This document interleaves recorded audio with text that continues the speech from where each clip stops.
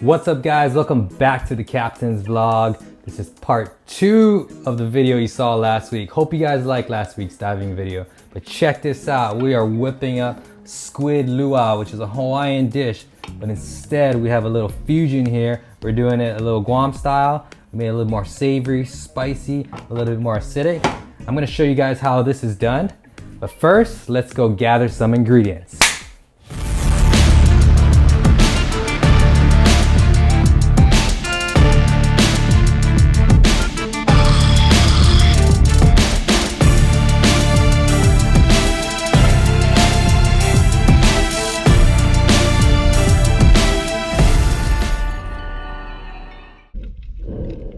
Here I am on a dive. Spotted this octopus in the shallow water, so I was determined to try and get this guy out of the hole. You see him right there, he's kind of white.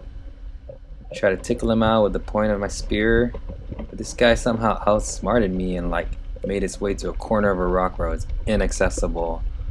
So I was trying to find the other side of the rock, and I noticed, okay, he's somewhere deep in there, but he still wouldn't come out, so I had to bail on this dive and come up with a backup plan.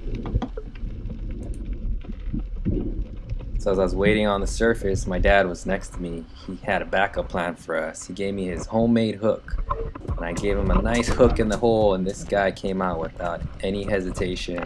It's pretty stoked. First time ever trying that hook technique. We got a nice octopus I can cook up for you, but check out this cool footage of this beautiful creature. Nice one.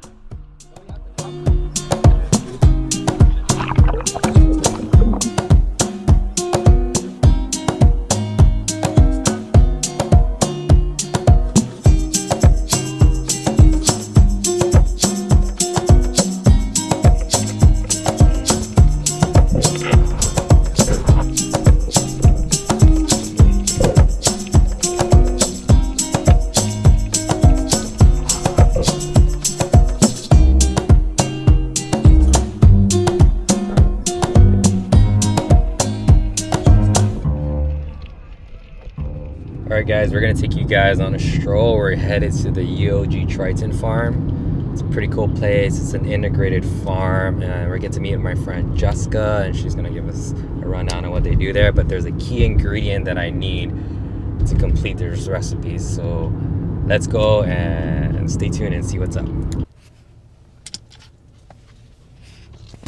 I think this is the right area.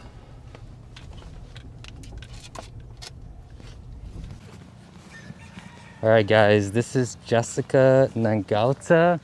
She runs the program here at UOG's Triton, this particular plot. We're trying to promote how to use homegrown, naturally grown ingredients from the land and the ocean. And as a fisherman, I try to harvest, keep it fresh and always harvest from the ocean, take what I need. And I kind of needed a specific ingredient, and we're looking at this particular ingredient. Before we go there, I want to introduce you to Jessica, and Jessica's going to talk about the program that's run by the university. That's the mic. Hi. Yeah, so this is the UOG Triton farm. We're one of the 3 farms for the university. We have 2 in the south and 1 up here in the north. And this one is about 33 acres large. But the Triton farm sits just on 4 acres. So we're like a smaller scale farming operation. We do aquaponics, where we raise tilapia and use its waste for growing things like leafy greens, lettuce, basil, mint, cilantro, bok choy, radish type things. And then in this area, this is a horticulture field. It's kind of where we plant things in the ground, like traditional way. We try to incorporate in this crop, in this field, different crops like calamansi, tapioca, mandioca, what we call it, suni, taro, bananas, and different things. We have a new crop going, is zucchini. So we try to do seasonal crops and intercrop between the calamansi orchard. And also we have a chicken area where we raise over 1,000 egg-laying hens, and so everything in this farm is interconnected. From the scraps from the lettuce or the aquaponics go to the chicken, then the chickens eat the lettuce, and their waste is our fertilizers. We compost the fertilizer, it goes back onto the field. So we're constantly adding fertility to the field, to the land. It's also a place where we kind of bring the youth by, and kids from school learn a little bit about our land and how to give back, and to learn how things are growing, and somehow participate in planting. So and then we have some ag majors here that work for us, that kind of learn as they're taking classes. Yeah, so Great. Yeah, sounds like a really good program. Thank you for having me come over and harvest. So I'm doing this catch and cook, and I wanted to incorporate a local ingredient, which is the hagun suni. And hagun in in English means leaf. Suni is the taro, and we're not going to harvest the root, the taro root. We're going to harvest the leaves only. So thank you for allowing us to come in and harvest from here. And we like to support your program and what you guys do. So yeah, thank you. Thanks a lot. Cool. Okay guys, so we're gonna pick these taro leaves. She recommended not picking the older ones because they might be a little tougher. So she's like, find the middle-aged ones or like the younger ones. So we're gonna go ahead and pick some of the ones in the middle, she said. So pick some of these. These particular taro leaves, they contain a toxin called calcium oxalate, and it is found in this particular plant. So you basically cannot eat it raw. It'll cause itchiness in your throat. So what we're gonna do is we're gonna cook this down for at least 1 hour to kind of cook off that toxin. So that's very important to know when you eat it. You do not want to eat any taro or any of these leaves raw. All right, so we got a few here. Not gonna harvest too much. These taro leaves are used in the Indo-Pacific, throughout Asia, South Pacific. A lot of places like Samoa, Tonga, they still use these. In Hawaii, they use them for lau lau. But we're gonna use it for a Hawaiian dish they call squid luau, but we're gonna kind of make our Chamorro fusion version. Pretty excited to show you guys this. It's all harvested from the land, and we're gonna get some octopus from the ocean. It's gonna be some deliciousness.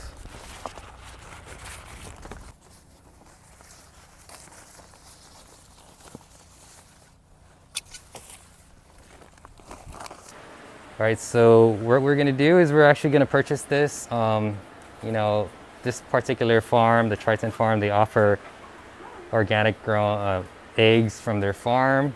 So if you guys are interested in getting some crops or eggs from here, they do sell them directly from here, or sometimes Tokyo Mart can supply them as well. But we're here to support this cause as well. There's also some fresh lettuces that they grew. We are gonna grab some for later. We try to live a healthy lifestyle, so a lot of greens is always good in a healthy diet, and stay active. Well, thanks Jessica for allowing us to be here, and yep, thanks for the eggs, and let us know what the damage is. Oh. So we're gonna get this amount of taro leaves, and just give me a cost or whatever. And maybe some lettuce. So now that we have our key ingredient, which was the taro leaf, we can take it back into the kitchen, and I'll show you guys how to whip this up. Let's go back into the kitchen. All right guys, so the first thing you want to do is you want to get a pot of boiling water going.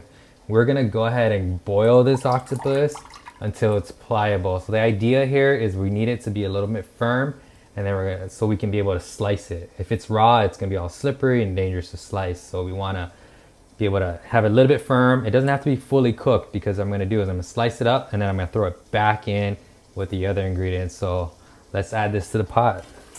Oh yeah.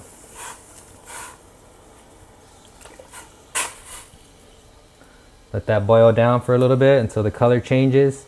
Should turn a little bit of purple, start to curl up, and then we'll bring it back out and we'll slice it. I'm gonna let you know all the other ingredients we're gonna need. We have some fresh yellow ginger that we harvested from my garden. Got some local peppers from outside, some local lemons, some onions and garlic, and of course we have our taro leaves. So the taro leaves, like I said earlier, you want to be able to cook it for at least an hour to get out the toxin, calcium oxalate. What I'm gonna do is I have these washed out already. I'm just going to slice them up and get them in there.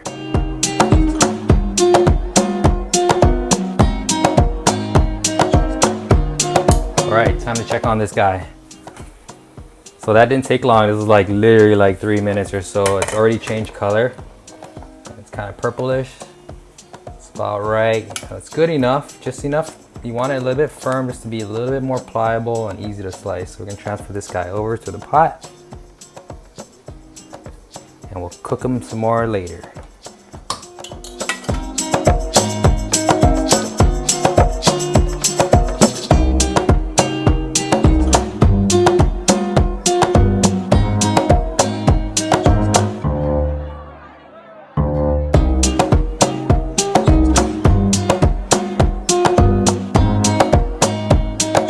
We have all our mise en place here.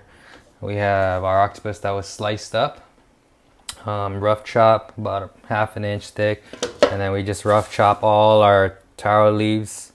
These are gonna cook down. It may look like a lot, but it'll eventually cook down and shrink down. Then we have our yellow ginger, which we grated, and we got some onions and garlic, our local hot peppers ready to go, and lemons ready to go, and also our coconut milk. It's the only thing that we didn't do that was from the land, I guess I would say, but hey, can't always have everything all at once. So what we're gonna do here is we had a hot pan going. I'm going to add a little bit of oil. In this case, some avocado oil. Any kind of oil works. Kind of heat up the pan. Then we are going to add our onions and garlic and just kind of render these down.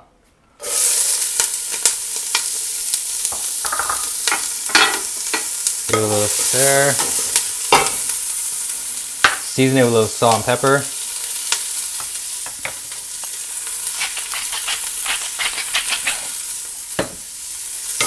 Like that. Then we'll just go ahead and add our octopus.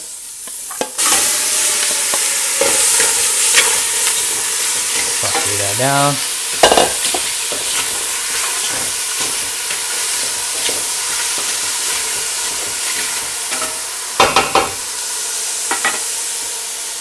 And I add some of this ginger. I'm gonna do all of it.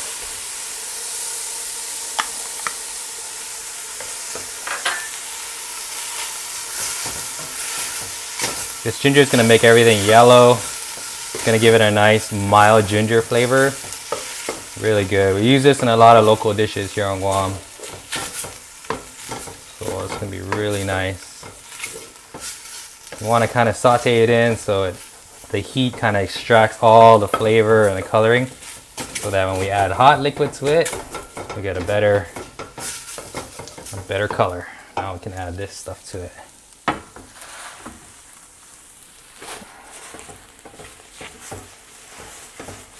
A little at a time. I'm probably gonna do is I'm gonna add some water to it and let it render down more. So we're gonna cook this down for 1 hour. And the octopus should be tender by then, so that's the reason why we didn't have to cook it long in the beginning. So add a little more, the rest of it. You always season as you go, so I'm just going to add a little bit of salt and more pepper. So we're gonna go ahead and cook this down. Put a lid on the pot and just stir it occasionally. Alright guys, so it's been about 1 hour and I'm going to show you guys what it looks like. So take a look at the pot right here. That's what it looks like. It's all rendered down. So what I'm going to do is I'm going to add my coconut milk. And everything should start to turn a little yellow there. 1 can of coconut milk should be just right.